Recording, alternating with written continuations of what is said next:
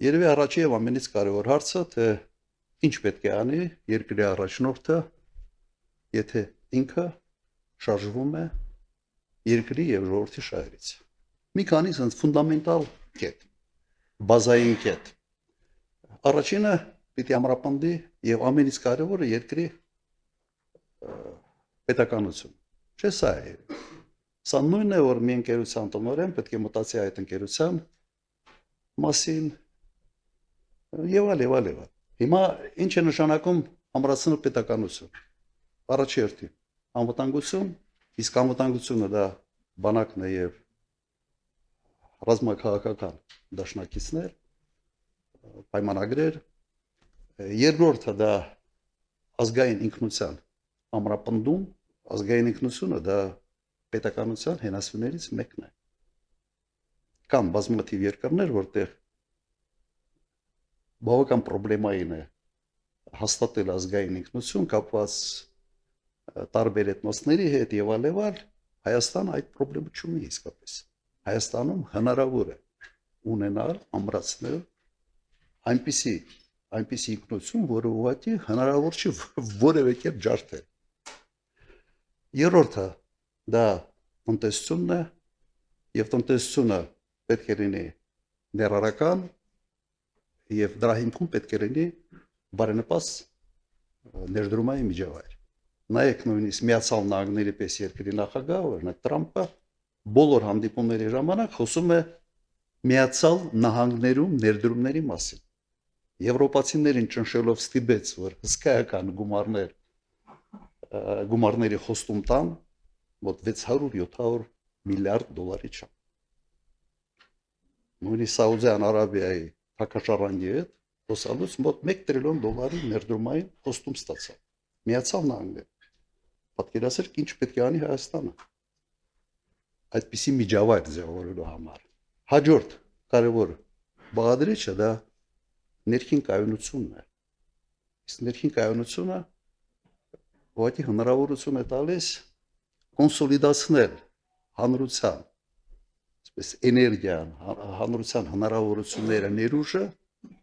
պետական նպատակների հասնելու համար։ Սենց մի քանի սենց կարևոր բաղադրիչներ ես ուղղակի ձեզ դվերկեցի։ Հիմա իմ մոտ հարց է առաջանում։ Իսկ ինչ է արվում այսօր Հայաստանում այդ կարևոր բաղադրիչների վերաբերյալ։ Անվտանգությունը ուղղակի քայքայում են բանակը արդեն ենթադրաբար քայքայել են ռազմաքաղաքական դաշնակցությունը։ Երկրորդ,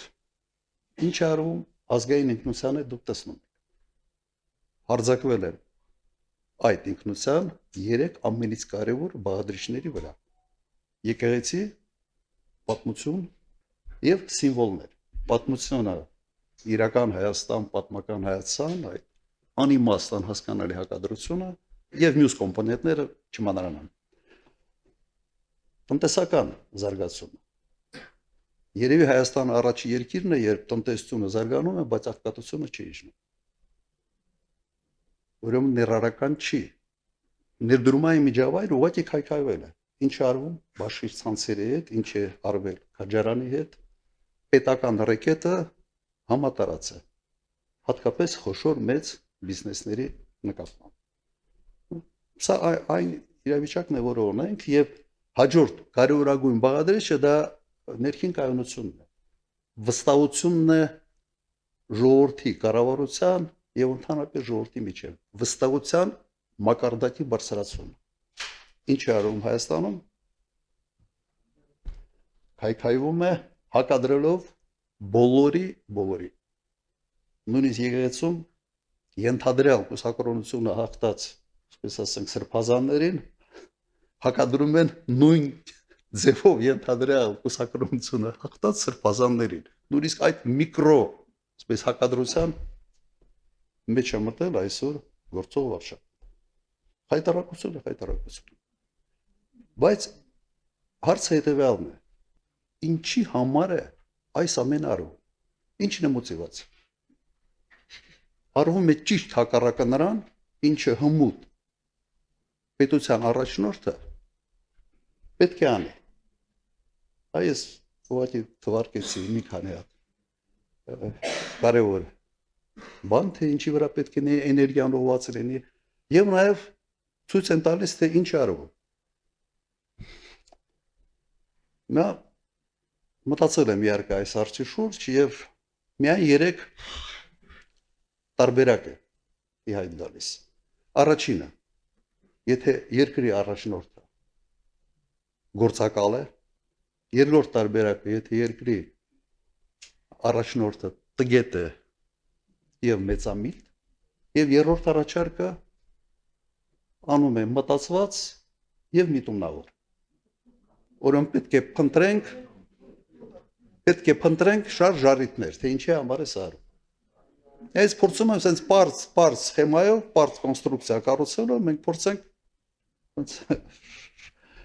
հասկանալ, թե ինչ է կատարվում։ Հիմա հերթով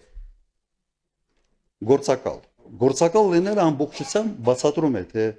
ինչի համար է սա արվում։ Բայց ես փաստեր չունեմ եւ ունեմ մեկ բանաձև, որ եթե Հայաստանի Հանրապետության վարչապետը լիներ Թուրքիայի գործակալ, կաներ ճիշտ այն քայլերը, որոնք այսօր արվում են։ Բայց ես փաստեր չունեմ, սա իհարկե ենթադրություն է։ Թեկուզ վերջերս հենց Փաշինյանի կողմից նշանակված նախարարը հայտարարեց, որ ինքը փաստեր ունի եւ շուտով կհրապարակի։ Երևի ցանոթ եք այ հայտարարության։ Պաշտպանության նախարար աշխատած ազնվորություն։ Երկրորդը, այնպես է ստացվել, օրինակ, երկրի առաջնորդը տգետ է եւ մեծամիտ։ Այս հանգամանքը բացատրում է այն քայլերը, որոնք Նիկոլ Փաշինյանը արել է 18 մինչև 20 թվականի պատերազմում պարտություն։ Իսկապես բացատրվում է տգետության եւ մեծամտության։ Բայց չի բացատրում այն, ինչ կատարվեց դրանից հետո։ Եվ երրորդ տարբերակը արվում է միտումնավոր, պլանավորված եւ փորձենք վերլուծել արդեն այս երրորդ տարբերակը։ Նայեք, ես պետք է ասեմ, որ լինում են դեպքեր, հաճախ չեն լինում, շատ քիչ են լինում, երբ երկրի առաջնորդի ազնական շահերը չեն համընկնում կամ հակադրվում են երկրի իրական շահերին։ Պատմությունը գիտի նման դեպքեր։ Հիմա փորձենք հասկանալ, միգուցե հենց այս դեպքն է այսօր Հայաստանի Հանրապետությունում։ Ես բերեմ մի քանի օրինակ, որոնք ակնհայտ ցույց են տալիս, որ երկրի առաջնորդը պատրաստ է ի հակադրվելով երկրի շահերին առաջ մղել իր ազնական շահերը։ Առաջինը 44 օրյա պատերազմի ժամանակ հոկտեմբերի 18 առաջարկը կանգնեցնել պատերազմը, որը մերժվեց վարչապետի կողմից։ Երկրի շահերից է բխում անկասկած օր առաջ կանգնեցնել այդ պատերազմը։ Պատերազմը չի կանգնեցրել մեկ պատճառով, որ իրեն դավաճան չասեն։ Երկրորդ դեպքը անմիջապես պարտվելուց հետո երկրի շահերից է բխում, որ պարտված ղեկավարը հրաժարական տա, հնարավորություն տա, պես մաքրվել է պարտությունից եւ նոր առաջնորդ փորձի վերանորոգել այն խնդիրները, որոնք ծանրացել են երկրի վրա պարտության հետ կապված։ Չի արել։ Արդյունքում ազնվեց Գորիս Կապան ճանապարհը, Շորնուխի կեսը եւ այլ չթվարկեմ։ Եվ այս շարքը ես կարող եմ շարունակել։ Օրինակ, երբ ճանաչվեց Պրահայում Արցախ-Ադրբեջանի կազմում, բխում էր դա Հայաստանի շերտի երկը չեն բխում։ Հիմա փորձենք հասկանալ, ինչի է այս քայլերը արվում։ Օրինակ պատերազմից հետո, կամ միգուցե շարք շարունակեմ, որից հետո ավելի հասկանալի կլինի։ Օրինակ ինչի սկսեց Նիկոլ Փաշինյանը բանակցել Ալիևի հետ առանց միջնորդների։ Միջներ թույլ կողմը, պարտվող կողմը առաջի շահագրգիռ կողմն է, որ լինեն հզոր միջնորդներ, որոնք կերաշխավորեն բանակցային գործընթացը եւ այդ գործընթացի արդյունքները։ Շարունակեմ այդ շարքը։ Ինչու Միացյալ Նահանգներում այս օգոստոսի 8-ին նախաստորագրված փաստաթղթերում Նիկոլ Փաշինյանը որևէ կերպ չփորձել բանակցել խաղաղության հաստատման եւ ամրապնդման միջազգային երաշխիքների խնդիրը։ Նույնիսկ փորձ չի արվել, ես համոզված եմ, որ փորձի պարագայում հնարավոր էր դրան հասնել։ Հիմա փորձենք հասկանալ ինչն է միացնում այս բոլոր կետերը։ Մեկ բան։ Նիկոլ Փաշինյանին ձեռնտու է մի իրավիճակ, երբ Հայաստանը մշտական վտանգի առջև պետք է լինի նոր պատերազմ սկսելու հետ, եւ դա իրեն ձեռ է տալիս մեկ պատճառով։ Խաղաղությունը ուղիղ կապվի իր անձի հետ, իր անվան հետ, այլ ոչ թե ամուր միջազգային երաշխիքների հետ։ Իրեն ուղղակի պետք էր օդի ջրի պես, որ ժողովուրդը այնպիսի սարսափ եւ վախ ունենան եւ անդադար լինի այդ սարսափը եւ վախը, որ քվեարկությունների ժամանակ ասեն սա իսկապես պատոհաս է երկրի համար, բայց լավ է սա լինի կամ պատերազմ։ Սա դասական այն օրինակն է, երբ երկրի եւ ժողովրդի շահերը ուղղակի հակասության մեջ են երկրի առաջնորդի ազնական շահերի հետ։ Իր նպատակը իշխանություն պահելն է։ Իշխանություն պահելը պայմանավորված է, թե ինչ չափի սարսափ պետք է լինի մեր ընտրողների մոտ, որ հենց կիրառվի այդ բանաձևը, լավ այս պատոհասը լինի ազգակործան, քան լինի նոր պատերազմ։ Սա այս պարզ տրամաբանական շղթան բերում է այս եզրակացության։ Հետևաբար օգտագործեն ոչ իմ այսպես տերմինները, այսօր Նիկոլ Փաշինյանը թոք է Հայաստանի Հանրապետության վզին եւ այդ թոքից պետք է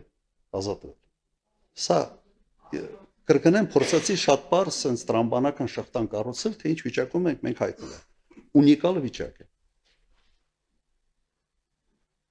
Եվ ամբողջ հույսը կրկնեմ նրա վրա է, որ միամիտ քաղաքացին իսկապես այսպիսի վերլուծություններ չանելով հերթական անգամ մտածի sense երկու չարիքից, որի հետևից է ինքը գնում։ Մեր առաջարկը եւ մեր մոտեցումը հետեւյալն է. պետական շահերը առաջի տեղում, ժողովրդի շահերը առաջի տեղում եւ երբեք որևէ առաջնորդ չպետք է իր շահերը որևէ կերպ գերադասի ժողովրդի եւ պետականության շահերը։ Այլ կերպ ոքի չի կարող լինել, այլ կերպ նշանակում է մեկ բան. մենք կործանում ենք մեր հայրենիքը։